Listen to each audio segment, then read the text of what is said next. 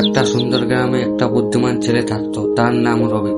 সে অনেক বুদ্ধিমান ছিল এবং কাজ করতেও ভালোবাসতো। রবি একদিন সকালে মাঠের দিকে গেল। গিয়ে সে দেখলো মাটি খুব শক্ত এবং জলও নেই। রবি তখন বলল, এভাবে তো ফসল হবে না, আমি কি করব? তাই রবি একটু ভাবলো, তারপর ঠিক করলো হাল ছাড়া চলবে না। রবি বলল, চেষ্টা করলে উপায় বের হবে। রবি গ্রামে গিয়ে বড়দের সঙ্গে কথা বলল। তখন বড়দা বলল, বুদ্ধি আর পরিশ্রম থাকলে সব সমস্যার সমাধান হয়।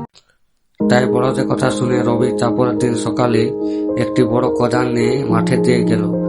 পুরো মাঠটাকে কোপাবার পর সে দেখলো মাটিটি এখন নরম হয়ে গেছে, এবার চাষ করা চলবে। রবি ক্ষেতটা চাষ করার পর কয়েকদিন পর মাঠে সবুজ চারা উঠলো। রবি বলল, আমি আজ খুব খুশি। ইয়েস, আজ আমি সফল হয়েছি। বন্ধুরা, এই গল্প থেকে আমরা কি শিখি? চেষ্টা করলে, বুদ্ধি খাটালে, কখনো হার না ছাড়লে সবকিছু সম্ভব। আজ এই পর্যন্ত, আবার দেখা হবে নতুন গল্প নিয়ে।